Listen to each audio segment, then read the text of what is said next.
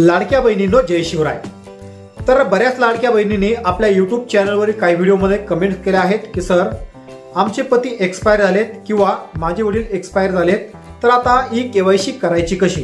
कारण की माझा आधार नंबर व्हेरीफाय केल्यानंतर दुसरं जो ऑप्शन आहे या ऑप्शन मध्ये वडिलांचे किंवा पतीचे आधार कार्ड सुद्धा मागत आहे।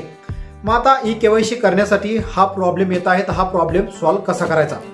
तर आजचा हा व्हिडिओ त्याच लाडक्या बहिणींसाठी आहे की ज्यांची केवायसी अद्यापही बाकी आहे किंवा त्यांना ही केवायसी करण्यासाठी काही प्रॉब्लेम येत असेल, तर या संदर्भात आपल्या YouTube चॅनलवर बरेच व्हिडिओ आपण बनवून ठेवले। मग आता ज्या लाडक्या बहिणींचे पती नाहीत किंवा वडील नाहीत, मग आता यांची ई केवायसी कशी करायची याच संदर्भात महत्त्वाचा अपडेट आजच्या या व्हिडिओच्या माध्यमातून लाडक्या बहिणींनो आपण पाहणार आहे। मग आता या व्हिडिओला सुरुवात करण्याआधी तुम्ही चॅनलवर पहिल्यांदा आला असाल, चॅनलला सबस्क्राइब करून बाजूला असलेल्या बेल आयकॉनला प्रेस करून घ्या।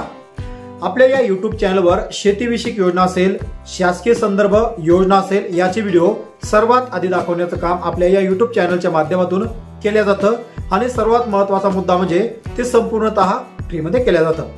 मग आता या लाडक्या बहिणींना ई केवायसी कशी करायची या संदर्भातच आजचा हा व्हिडिओ आपण बनवणार आहोत। परंतु मित्रांनो, आता 18/11/2025 आजची ही तारीख आहे। आजच्या या तारखेला राज्य सरकारने एक महत्त्वाचा GR सुद्धा पारित केलाय की ज्या लाडक्या बहिणींची ई केवायसी अद्यापही बाकी आहेत त्यांनी कुठल्याही प्रकारे गडबड करू नका, जेणेकरून त्यांची ई केवायसी करताना कुठल्याच प्रकारची त्रुटी येणार नाही। तर त्यांनी आता लाडक्या बहीण योजनेची ई केवायसी ही करून घ्यायची आहे। ज्या महिलांचे पती नसेल, वडील नसेल, त्यांनी ई केवायसी कशी करायची ही संपूर्ण स्टेप बाय स्टेप आजच्या या व्हिडिओच्या माध्यमातून आपण पाहणार आहे। तर लाडक्या बहिणीची केवायसी करण्यासाठी मुख्यमंत्री माझी लाडकी बहीण या वेबसाईटवर आपल्याला जायचं आहे आणि या ठिकाणी पाहू शकता तुम्हाला एक ऑप्शन दिसेल, त्यावर तुम्हाला क्लिक करायचं आहे। क्लिक केल्यानंतर तुम्हाला जोही तुमचा आधार क्रमांक असेल, लाभार्थी आधार क्रमांक तुम्हाला या चौकोनी डब्यात टाकून घ्यायचा आहे।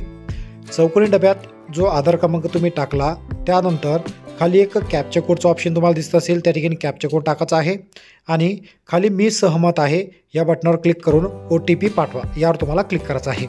यावर क्लिक केल्यानंतर ई केवायसी मुख्यमंत्री माझी लाडकी बहीण योजना एक नवीन पेज ओपन होईल आणि तुमचा जोही रजिस्टर्ड आधार क्रमांक असेल त्यावर 6 अंकी OTP जाईल आणि तुम्हाला हा OTP जसाच तसा टाकून सबमिट करा या बटनावर क्लिक करायचं आहे। यावर क्लिक केल्यानंतर या ठिकाणी तुम्हाला एक नवीन पेज ओपन होईल। ही केवायसी मुख्यमंत्री माझी लाडकी बहीण योजना, या ठिकाणी तुमच्या वडिलाचा किंवा पतीचा आधार क्रमांक टाका हे ऑप्शन दिसत असेल, तर या ठिकाणी तुम्हाला ती जागा तशीच सोडून द्यायची आहे, कारण की तुम्हाला त्या ठिकाणी काहीच टाकण्याची आवश्यकता नाही। त्यानंतर शासनाचं एक परिपत्रक आहे ते सुद्धा आपण जारी केलं, या ठिकाणी तुम्ही पाहू शकता की या योजनेअंतर्गत ज्या लाभार्थी महिलांचे वडील हयात नाहीत किंवा पती देखील हयात नाहीत किंवा घटस्फोट झालेले आहेत त्या लाभार्थी महिलांनी स्वतःची केवायसी करावे। त्यानंतर त्यांनी त्यांचे पती अथवा वडील यांचे अधिकृत मृत्यू प्रमाणपत्र व घटस्फोट प्रमाणपत्र किंवा माननीय न्यायालयाचे आदेश यांची सत्यप्रत संबंधित अंगणवाडी सेविका यांच्याकडे 31/12/2025 पर्यंत जमा करायचा आहे। किंवा तुम्ही शहरी भागात जर राहत असाल तर त्या ठिकाणी महिला व बालविकल्याण विकास या ऑफिसमध्ये तुम्हाला ही संपूर्ण कागदपत्र जमा करायची आहे। तर अशा प्रकारे लाडक्या बहिणींसाठी महत्त्वपूर्णचा हा व्हिडिओ आहे। ज्या लाडक्या बहिणींची ई केवायसी अद्यापही बाकी आहे त्यांनी तात्काळ ई केवायसी करून घ्या। आणि हा व्हिडिओ तुम्हाला कसा वाटला? व्हिडिओ जर महत्त्वपूर्ण तुम्हाला वाटला असेल तर हा व्हिडिओ जास्तीत जास्त लाडक्या बहिणीपर्यंत नक्कीच शेअर करा, जेणेकरून प्रत्येक लाडक्या बहिणीला 1500 रुपयाचा हप्ता मिळत राहील।